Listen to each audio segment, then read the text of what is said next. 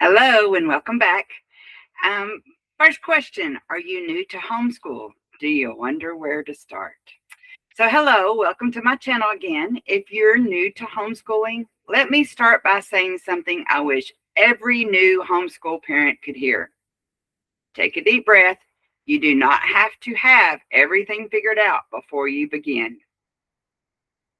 After 29 years of teaching in the classroom, I can tell you for sure that every teacher starts the new school year with a plan, but we also adjust as we go, often many times. Homeschooling is not going to be any different. You you don't have to create the perfect classroom, but buy every kind of curriculum or have every answer on day one. Your child doesn't need perfection, they need you.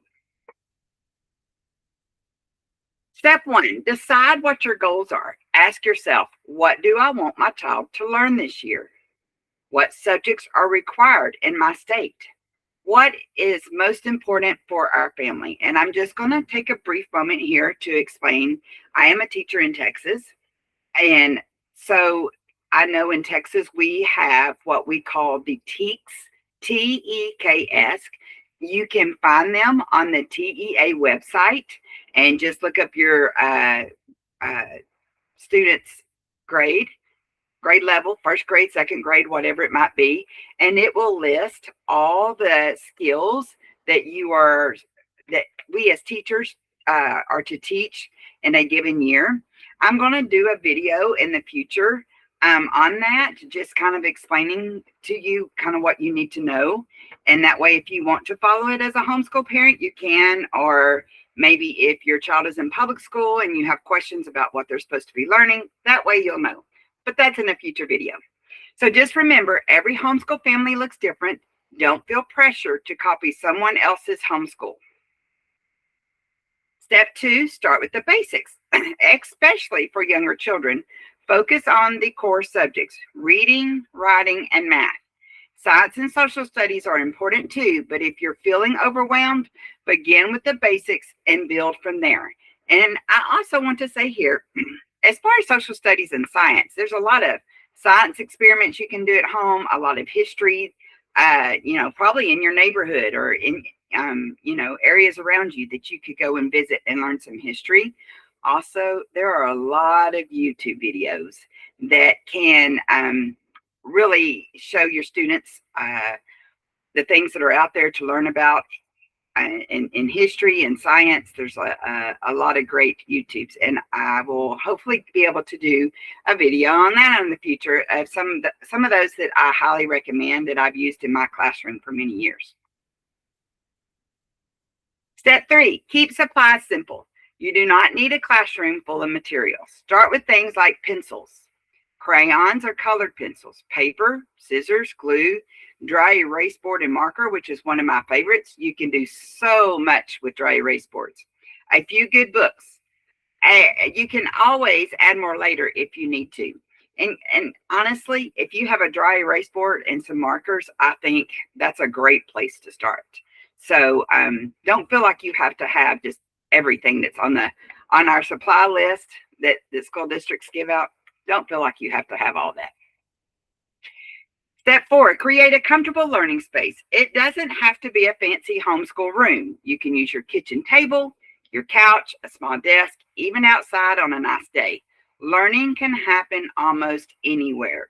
I do have a suggestion here of just saying, if you're going to use like the kitchen table or the couch, I would highly advise that the television be off, because anything that you can take away from the learning environment that will not distract your student is probably best. So and I really feel like if you have a designated area, it kind of makes that student feel like it's their space, and that might help as well. Step five, build a routine before you build a schedule. One of the biggest mistakes I see is trying to copy a traditional school schedule. All right, parents, grandparents, you brought them home for a reason. So don't feel like you have to do everything. Don't feel like you have to make them learn from 7:30 to 3:30. Okay, you brought them home. It is okay if it takes 4 hours. Totally okay. So you might want to start off with, math starts at 8:30. Then you have breakfast, reading, take a short break. Those breaks are very important. Math, lunch, whatever you're doing, you're just creating that routine. And so what they're saying here, instead of saying, "Oh, it's 8:30, we got to be on math. We got to hurry up and get started."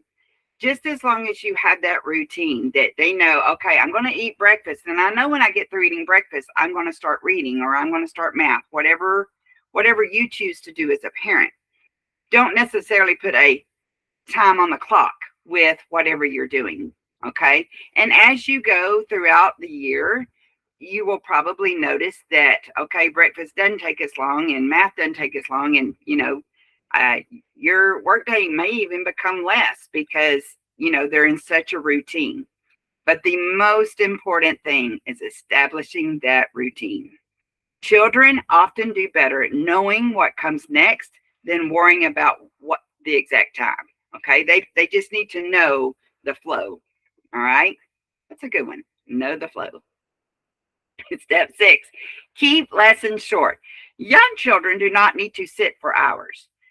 In fact, many homeschool families are surprised that they can complete quality schoolwork in just a few hours each day. Notice it says a few hours, not 8 hours. When children are focused and learning one-on-one, they often accomplish much more in less time. If your student has a difficult time sitting, and especially for long periods of time, and especially maybe if they're older, I'm going to do some future videos of some things that you can do to help your child learn to cope with that. I will come up with a list of ideas and share it with that in future videos. So be looking for that. Step 7, give yourself grace. Some days are going to be absolutely amazing and you feel like, wow, I'm teacher of the year. And then some days you're going to want to cry. And I'm just going to tell you, even as a teacher, they feel the same way. Some days you'll wonder if you're doing anything right at all, and that is perfectly normal. Homeschooling isn't about creating perfect days every day. It's about creating consistent opportunities for learning. Small steps every day add up to big growth over time. And I just want to say a little quick tidbit of information. Parents, even as teachers, as a first grade teacher in the public school, some days I felt like a turtle treading through peanut butter. And I'm thinking, are they getting any of this? Is anything sinking in? Is anything I'm saying matters?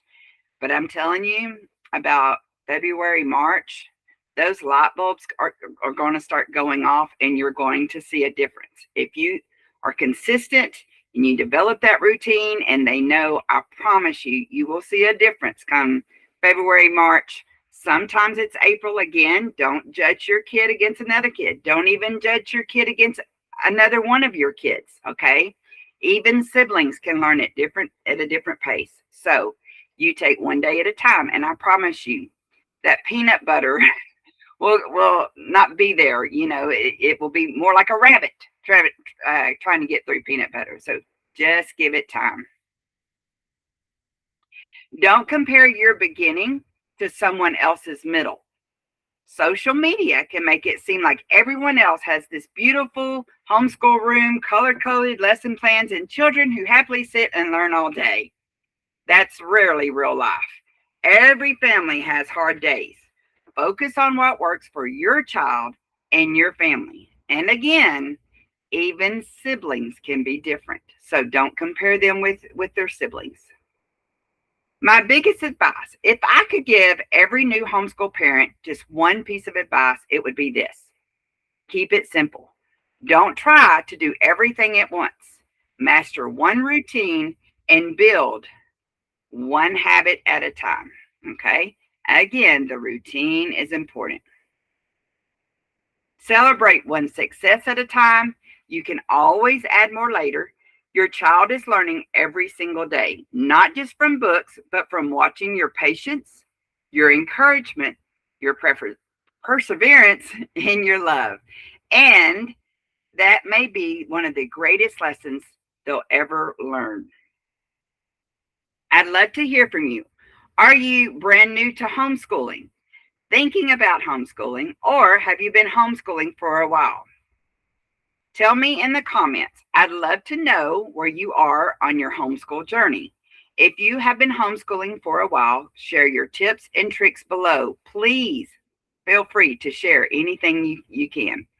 If this video has encouraged you, don't forget to like, subscribe, and share it with another parent who might need a little encouragement today. And if there are other educational questions you'd like for me to cover, leave those in the comments too. There's a good chance someone else is wondering the exact same thing you are. Thanks again for stopping by. I hope to see you in our next video. Bye.